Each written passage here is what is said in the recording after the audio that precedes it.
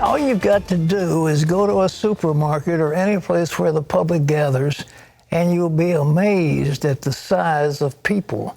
We are getting fatter and fatter and fatter and fatter.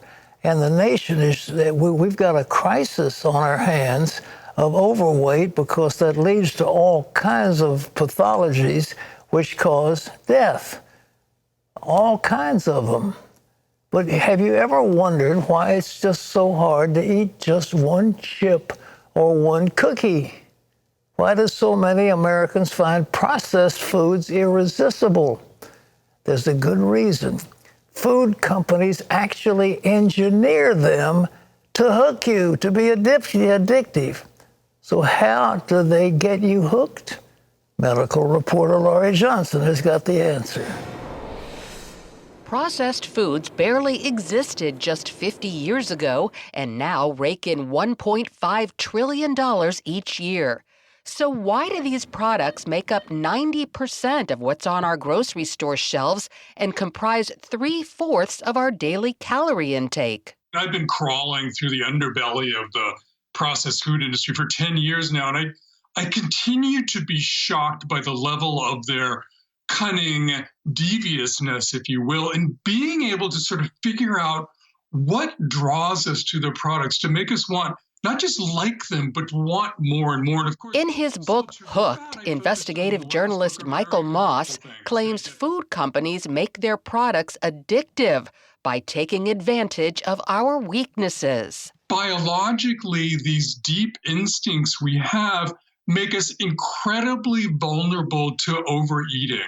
Bodies naturally crave sugar, fat, and salt, and processed foods are packed with highly condensed amounts, much more than we use in home cooking. They get the brain excited, and it sends a signal saying, wow, Michael, I love that. Can I have some more of that? And to feed that craving, food manufacturers can add some 56 different types of sugar to their products, creating an expectation that everything we consume should taste sweet. Our brain doesn't say, wait a minute, Michael, you just ate 2,000 calories in that snack bag. Stop, wait a minute. Your brain is going to put to sleep, and it's going, okay, let's have some more. Great taste. Getting us hooked on great taste is only the beginning. The processed food industry also spends a lot of time and money engineering just the right texture. If a food feels good in our mouth, we'll want more. They make feeding that desire easy, too, because of the low cost. But it's also something that sends that signal to the brain, wow, I love cheapness of this food. I want more of it. Food manufacturers understand we get excited by anything new, so they constantly add to an already wide variety, knowing it's nearly impossible to resist all the choices. It's called the smorgasbord effect, and it's why you can eat at a smorgasbord, fill up until you're stuffed, but then look down the table and see something new and go, okay, I can fit that in. There's also that devious aspect Moss mentioned.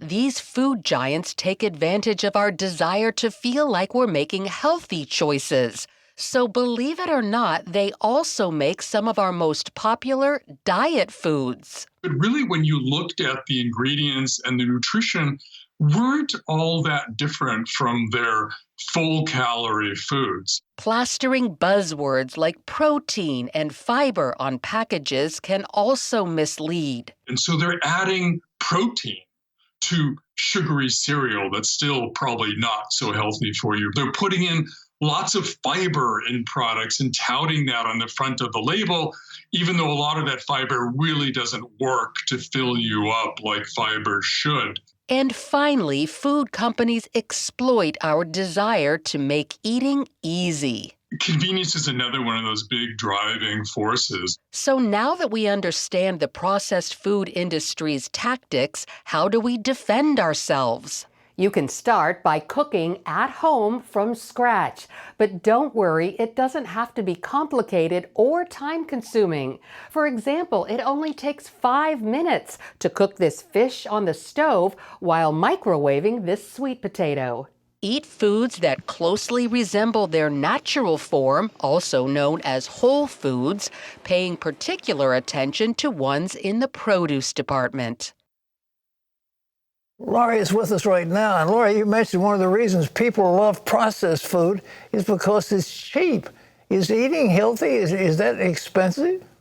You know, Pat, that is a very dangerous myth. It has been proven to be false. And the reason it's so dangerous is because people who are on a fixed income or people who are low income assume that eating healthy would be more expensive, so they don't even try. But studies have shown that if you stop buying processed foods and start buying the whole foods, that it is no more expensive and sometimes even less expensive. And Pat, also consider the expense down the road if you have a diet of largely processed foods, how much money you're going to spend on medical bills and also prescription drugs and over-the-counter drugs as a result.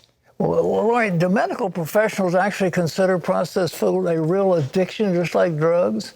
I've actually interviewed some medical doctors who say, yes, sugar addiction, processed food addiction is a real thing. We know that the medical community defines an addiction as a practice, a behavior, or a substance that you would like to stop but cannot control. And so certainly food addiction falls under that category. And I've actually interviewed a medical doctor and also another medical professional who treat people for sugar addiction. This was before the coronavirus, and I presented it on the 700 Club. And for folks who would like to see those interviews, they can go to our website. They're on our CBN News website. Laurie, I've been talking, the corn people, they've got a heavy lobby, and they wanted to make sure that what is called high fructose corn syrup was included in almost everything. I thought that itself was something different from just plain old sugar. Have you got any take on that? Absolutely. And high fructose corn syrup is just one of the many ingredients that it's a sugar type product that has been manufactured in a lab and can be sort of supercharged, if you will. And many health professionals say high fructose corn syrup is more addictive than sugar. It's certainly it's a lot cheaper, and it's a wonderful ingredient from the processed food manufacturer's point of view. Another red flag is maltodextrin. A lot of people say, well, wait, I'm not addicted to sugar. I like the crunchy foods. That's because these crunchy foods have an ingredient called maltodextrin, and it's a supercharged starch that doesn't taste sweet, but your body receives it as a very high sweet, and so your body responds to it as if it were sugar. So watch out for maltodextrin. We've talked before about MSG. The one thing you need to watch out for is when you're grocery shopping, if you see lots of ingredients, that's a red flag. So try to buy things at the grocery store that have 3 ingredients or less. Okay. Well, folks, we're going to talk, among other things. I have talked to Laurie before the show started. We've got to do something again on sugar, how much sugar there is, because sugar, it just takes your strength away. It's unbelievable. Now, Michael Moss's book is called Hooked. And it's available wherever books are sold. Food, Free Will, and Health. Food giants exploit our addictions, and salt, sugar, and fat. This book's available and Hooked. And Laurie, we'll look forward to having you back.